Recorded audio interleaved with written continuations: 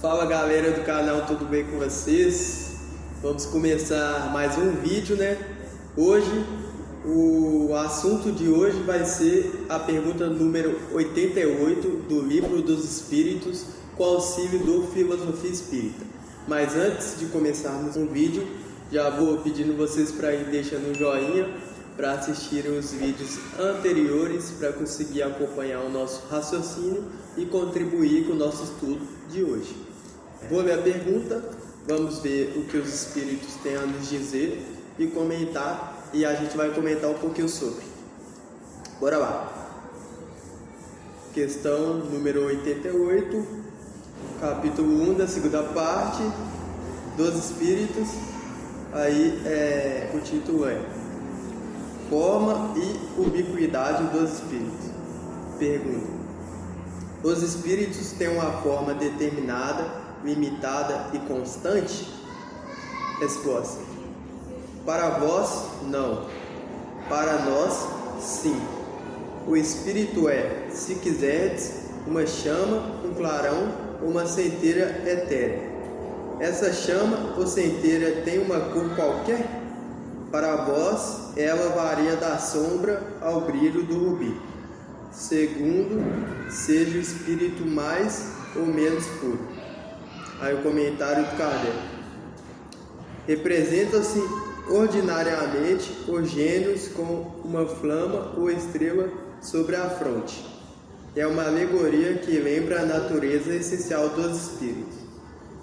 Colocam-na na altura da cabeça, porque aí está a sede da inteligência. E aí, João, comenta para nós essa pergunta aí, qual foi o seu entendimento? O espírito se diferencia pelo seu grau de evolução, né? E a evolução que ele tem, que é o que ele traz de bagagens anteriores, de outras encarnações, faz com que ele tenha uma luz diferente de outra. Então, para nós encarnados, nós temos esse entendimento que eles se apresentam de forma diferente, de acordo com aquela capacidade daquele espírito. Então, o espírito mais evoluído, para a gente, ele vai ter uma presença mais luminosa, talvez pode até agredir um pouco os nossos olhos, por não ter aquela capacidade de estar envolto de tanta luz. Então, ele se apresenta para a gente de uma forma que ilumina mais o ambiente. Já espíritos um pouco menos evoluídos tendem a luz deles serem um pouco mais apagadas. Então, também interfere automaticamente na forma que ele vai se apresentar para a gente no nosso dia a dia. Temos que considerar também o fato que na apresentação de um espírito, no caso um espírito desencarnado, o que a gente vai realmente conseguir ver não vai ser o espírito em si, não vai ser a centelha divina, vai ser o perispírito, aquilo que ele usa para se apresentar, que o espírito está envolvido, no qual o espírito está envolvido, e que conecta o espírito, quando encarnado, no corpo em si, que é onde ele faz como se fosse uma ponte. Aí, entrando também no que o João falou, eu não vou lembrar qual questão ou em qual livro que fala sobre isso, mas quanto mais evoluído é um espírito, menos material vai ser o seu perispírito, menos grosseiro. Aí por isso mais iluminado vai ser esse espírito, porque tendo menos dessa parte mais material, dessa parte mais, digamos assim, opaca, nós podemos ver mais da luminosidade natural que Deus nos criou possuindo e que nós vamos aos poucos conseguindo liberar ela através da nossa evolução.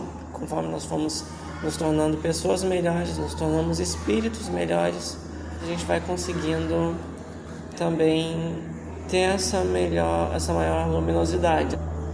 Eu entendi aqui o seguinte: nós, quando ainda estamos encarnados, somos ainda espíritos muito distantes da perfeição, e E quando estamos encarnados, nós temos essa necessidade de tudo ter um limite, né? Ou seja, uma forma limitada. A gente precisa disso para a nossa compreensão, porque a nossa compreensão também é limitada, a nossa capacidade de compreender esses assuntos, ela é limitada. Então a gente precisa dar uma forma para ela. E aí vem a espiritualidade superior falar para nós que essa forma para nós ela não existe. Para eles ela existe, mas para nós essa forma não existe. Mas ainda assim a gente consegue. Aí eles falam que a gente pode imaginar que isso seja uma centelha, uma fagulha, uma chama. Então o espírito, a gente pode falar, o espírito é como se fosse um raio pequeno. Porque quando a gente, no momento que está tendo uma chuva muito forte, com raios e tal, a gente vê o raio, é aquela coisa imensa. Então não seria aquilo daquele tamanho. Mas a gente imaginar ali que é um pedacinho daquele raio, a gente pode imaginar que uma das possíveis formas do espírito para a nossa compreensão seria a forma, por exemplo, de um relâmpago, de um raio, de uma centelha, né? De uma chama, exatamente. E aí então o Miramês vem nos complementar, né, esse ensinamento com filosofia espírita, no volumes 1 e 2. No caso, esse já estamos no 2. Nesse caso, já estamos no volume 2, né? Ditado pelo Espírito Miramês e psicografado por João Nunes Maia. Vamos lá então, aqui marcado. No capítulo 38, capítulo 37, forma dos espíritos. Olha o que Miramês fala: muitos intentam saber se os espíritos têm forma, preocupam-se com certos detalhes que escapam às suas possibilidades de analisar, de sentir. Eles não têm formas da maneira que de modo geral se concebe, por viverem em uma faixa diferente da vida física. Então olha o que Miramês começa a falar, do João, que nós nos preocupamos com certos detalhes que escapam à nossa possibilidade de analisar. Então nós estamos preocupando com coisas. Miramês está falando para a gente de uma forma mais educada, que nós estamos preocupando com coisas que a gente não consegue ainda entender. Porque como os espíritos vivem em faixas diferentes, né, em dimensões diferentes, então são coisas diferentes. Nós estamos numa dimensão material, estamos encarnados. O espírito é na dimensão espiritual. Então são coisas completamente diferentes. Então para nós que somos espíritos pouco evoluídos e ainda estamos encarnados, porque quando estamos encarnados estamos limitados, né? As nossas potencialidades elas se limitam pela matéria, a gente tem mais dificuldade ainda. E aí, o que você captou disso aí, João? Conta para nós, por favor. Eu acho que a matéria ela vem para limitar a gente, mas também para impedir que a gente se desvie do caminho. Acho que quando a gente encarna na Terra, a gente tem a matéria ali como um instrumento fundamental para a nossa evolução, né? Para que a gente consiga acelerar o nosso desenvolvimento, porque ela possibilita que a nossa conexão com os outros seres encarnados sejam mais intensas. E isso também faz com que o nosso espírito se acenda mais depressa, porque a gente consegue desenvolver de forma genuína as qualidades que Deus colocou em nós e faz automaticamente com que a nossa luz, essa luz que a gente vem falando no vídeo atual, aumente.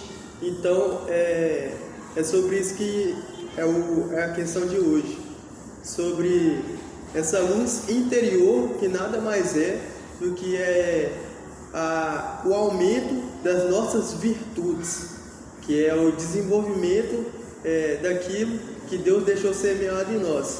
Então, com essa limitação encerrando após o nosso desencarne, a gente consegue ver ali qual foi o resumo da obra, do que a gente foi capaz de fazer na nossa encarnação aqui material, né?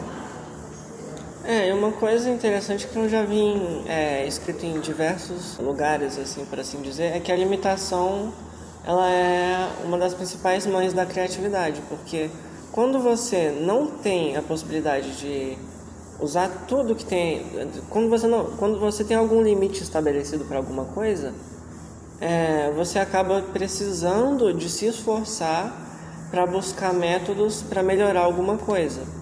Por exemplo, se você vai fazer programar alguma coisa num computador mais velho assim e mais fraco, você vai ter muito mais limitação do que se você tivesse um muito mais potente.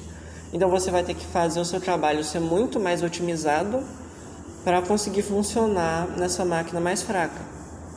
Deixa eu procurar um exemplo um pouquinho mais simples assim. Mais fácil de entender no caso, né? Que nem todo mundo vai entender muito sobre computador no geral assim. Mas, por exemplo, se você tem para você trabalhar uma caixinha pequena de ferramentas e menos peças para você, montar. Deixa eu ver. Ai meu Deus, é difícil de pensar fora da caixinha que eu costumo. Você consegue pensar, João, em alguma coisa assim? Não, eu acho que a gente não precisa ser tão específico assim. Tive uma ideia. Se você for, por exemplo, fazer um desenho e você tem apenas um lápis preto e uma borracha e uma folha de papel comum, enquanto outra pessoa tem uma caixa de lápis de cor profissional, assim, que não é nem Faber-Castell, é daqueles que são mais caros ainda do que da Faber, que já é uma marca assim, mais carinha assim. Um conjunto de lápis extremamente caro, uma folha profissional dura e grossa, assim, que você pode até enfiar um garfo nela, assim, que não vai dar muita marca. Ela vai continuar inteira lá. Uma folha muito boa, assim. A pessoa que às vezes está com só um papel, um lápis e uma borracha, às vezes ela consegue fazer um desenho que é mais incrível, mais impressionante do que a pessoa que está com acesso a todas aquelas ferramentas.